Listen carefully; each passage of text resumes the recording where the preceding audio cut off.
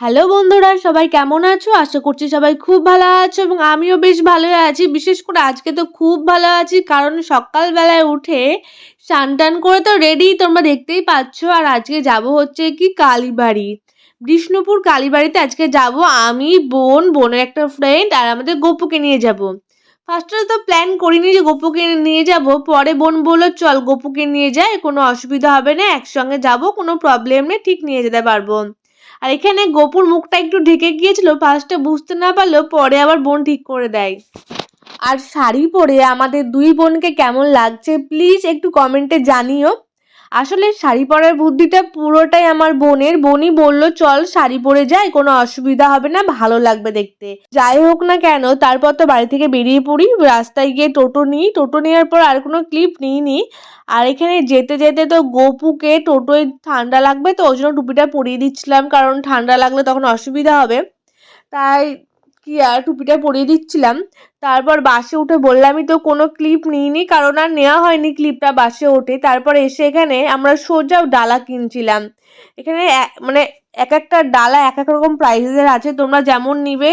কিন্তু আমরা যে দোকানে ঢুকেছিলাম সেখানে বলে 50 থেকে স্টার্ট। আর ওখানে অনেক দোকান ছিল, প্রচুর দোকান ছিল। আর এই ফার্স্ট টাইম আমার কালীবাড়ি যাওয়া, মানে এইভাবে।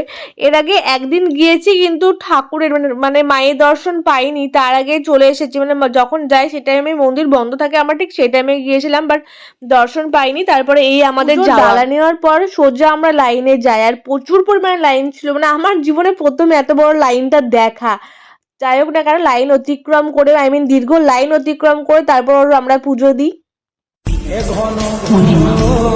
আধারে ঘোর তুই যে মা আলো দিশা।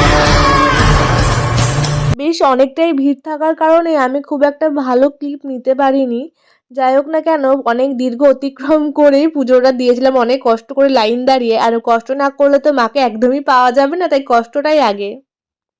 তারপর মন্দির থেকে বেরিয়ে এসে আমরা এই বিলের ধারে আসি, এটাকে হয়তো বিলই বলে। তো এখানে এসে বেশ কয়েকটা ছবি তুলেছি আমরা।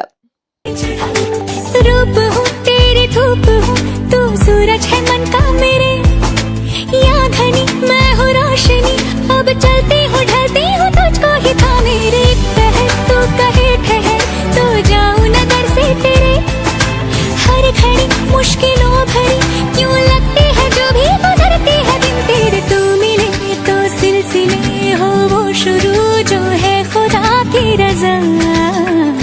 ওইদিকে ছবি তোলা হয়ে গেলে আমরা মেলার মধ্যে যাই এবং সেখানে বেশ কিছুক্ষণ ঘোরাঘুরি করে ভাবলাম, মানে মাঝেই ভাবলাম যে গপুকে তো এনেছি, ওকে তো কিছুতে চড়াতে হবে, না হলে তো ওর মনটা খারাপ করবে, তাই না? তাই কি আর ভাবলাম যে ওকে একটা কিছুতে চড়াইতে। অনেক খুঁজে খুঁজে ঘুরে ঘুরে এটাকে পেয়েছি, মানে সেফটির মতো, যে এটাতে চড়ানো যাবে, তাই আর কি গপুকে ওটাতে চড়িয়েছি। আর সত্যি বলছি, মনে হচ্ছে ভীষণ খুশি ও, মুখটা এত হাসি কি বলবো আর। মানে চোখের সামনে না দেখলে হয়তো বিশ্বাস করা যায় না, এরকম একটা ব্যাপার। যাই হোক না কেন, ওখান থেকে এসে আবার আমরা খাবার খাই এখানে একটা নিরামিষ দোকান দেখে, কারণ সকালে যেহেতু বাড়ি থেকে কিছু খেয়ে আসিনি পুজো দেবো বলে, তাই খিদেটা ভীষণ পেয়েছিল। ওখানে জাস্ট শুকনো মুড়ি একটু ছোলা দিয়ে দিয়েছিল আর বেগনি দিয়েছিল, ওটা দিয়ে খেয়েছি, আর কিছু খাইনি। সেটারও ক্লিপও তোমাদের সাথে নিইনি, বাট শেয়ার করে দিলাম মুখে বলে। তারপর মা এখান থেকে, মা বলছি সরি, তারপর বোন বলে একটা ছবি নিব মায়ের, তো চল। তারপর এখানে একটা ছবি নিলাম মায়ের জন্য। তার ও একটা বই নিল, শিব ঠাকুরের কিছুটা একটা বইটা নিল, আমার ঠিক মনে নেই, একটা বই নিয়েছে। আর তারপর আমরা সোজা বেরিয়ে চলে আসি, কারণ তখন প্রায় 3টে বাজে। ভাবলাম আর থাকবো না, বেরিয়ে যাই, আবার একটু মলে ঢুকবো, একটু ঘুরে জাস্ট চলে আসবো, কারণ অনেকক্ষণ থেকে তো এখানে আছি, একটু ঘুরে ওখান থেকে বাস ধরে চলে যাব। তাই কি আমরা টোটো থেকে টোটো করে চলে আসি। তো জানি না আবার কবে এখানে আসবো, আসতে তো আবার মন চাইছে আমার, জানি না মা আবার কবে আমাকে ডাকবে।